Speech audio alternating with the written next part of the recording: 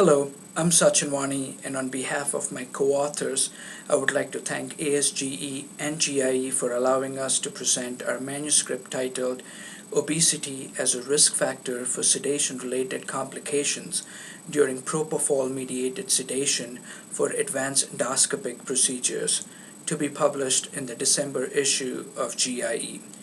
This study was conducted at the Washington University in St. Louis. Anesthesia-administered sedation has become increasingly common for advanced endoscopic procedures such as ERCP and EUS. The popularity for using propofol during sedation for advanced procedures stems from its favorable pharmacokinetic properties.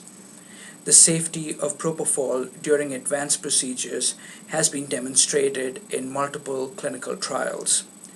There is dearth of prospective data on clinical predictors for the development of sedation-related complications during advanced procedures.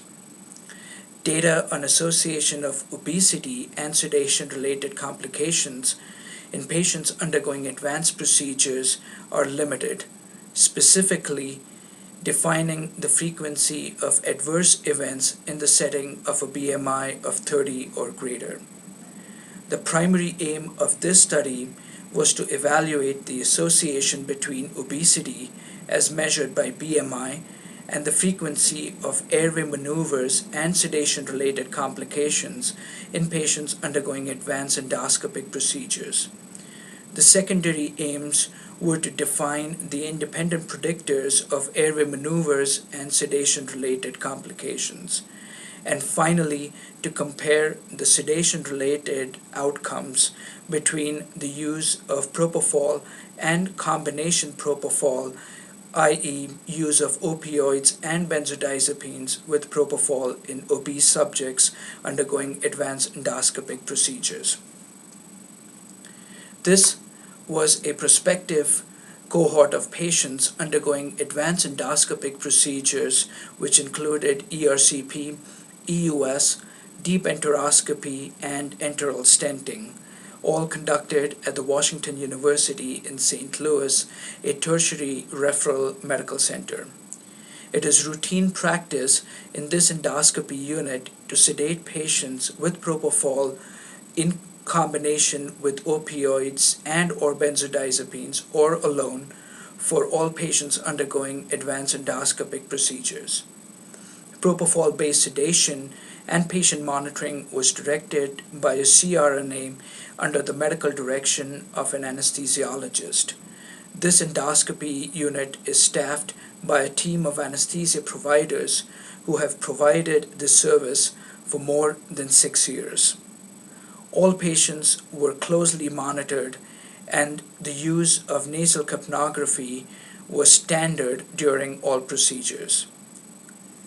Airway maneuvers were defined as active interventions required during the sedation period, and sedation-related complications were defined as an endpoint of unsuccessful airway maneuvers and adjustments to the sedation regimen to maintain patient stability.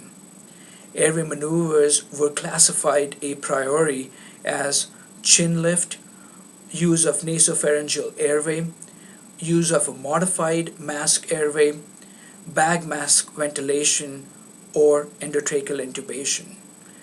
Sedation-related complications were defined as hypoxemia, defined as a pulse oximetry of less than 90% for any duration, hypotension defined as a systolic blood pressure of less than 90 requiring the use of vasopressors, and the need to terminate the endoscopic procedure prematurely for sedation-related issues. To study the association of obesity as measured by BMI and the frequency of airway maneuvers and sedation-related complications, patients were categorized into 3 BMI groups: BMI of less than 30, 30 to 35, and greater than 35. The primary outcome again was to compare the frequency of airway maneuvers and sedation-related complications between these three BMI groups. In this study, we enrolled a total of 1,016 patients. About 49.6% of these patients underwent ERCP, 46.3% underwent EUS, and the remainder underwent deep endoscopy. The median BMI in this cohort was 26.6, and the vast majority of these patients met the criteria for ASA class 3 or higher. Overall, in this cohort, there were a total of 203 airway maneuvers performed in 141 patients. Hypoxemia was noted in 7.3% of the cases, hypotension requiring vasopressors in 0.8, all patients being treated with vasopressors and fluids, and premature termination of the procedure was noted in 0.6% of patients. None of the patients in this cohort required endotracheal intubation during their advanced endoscopic procedure.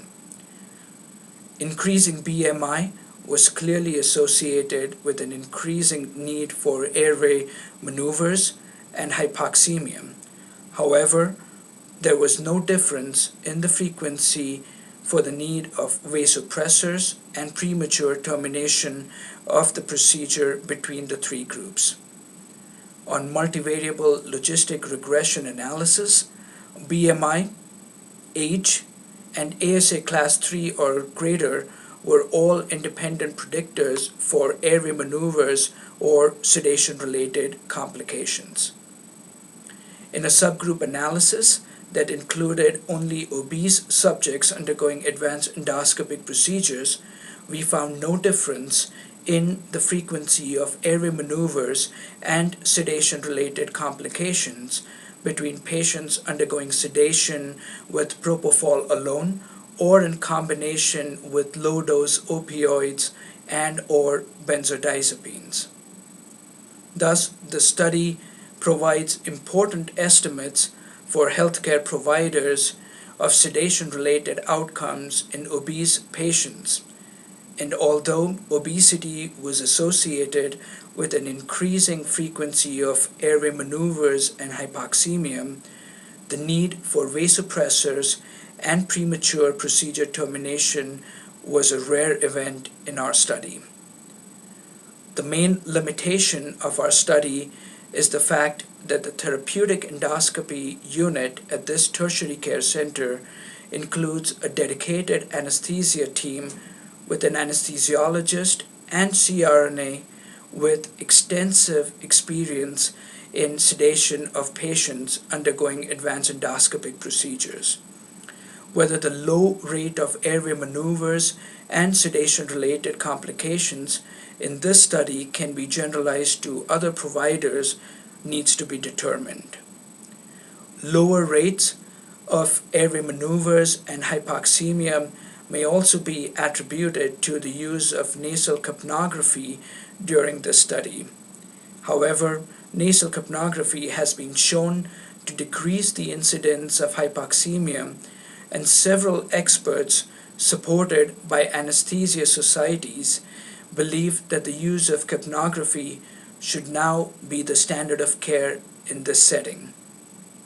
Finally, we believe that the future lies in identifying a sedation risk score that combines clinical variables in identifying patients at high risk undergoing advanced endoscopic procedures.